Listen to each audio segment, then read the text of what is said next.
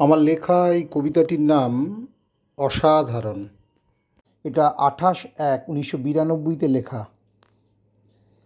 সাধারণের জন্যে কাজ করে গেলে তুমি কোনো দিনই অসাধারণ হতে পারবে না।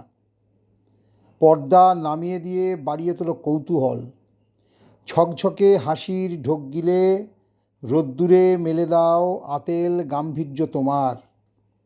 শৌখিন সুগন্ধ ছড়িয়ে মাপা কথা পাথুরে বাটখারায় ঝুলে থাক।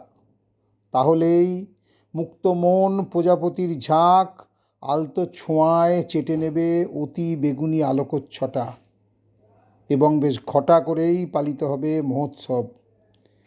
এইবার হিজিবিজি অবদ্ধ আওয়াজে শিকড়জনী নখর থাবা চোখ, যা কিছু হোক, বাহ কি অসাধারণ। শুভেচ্ছা কাঁদবে বাসি ফুলের ঝুড়িতে, নগরে বন্দরে শোভিত হবে বিজ্ঞাপন। সাধারণের জন্যে কাজ করে গেলে তুমি কোনো দিনই অসাধারণ হতে পারবে না। নমস্কার।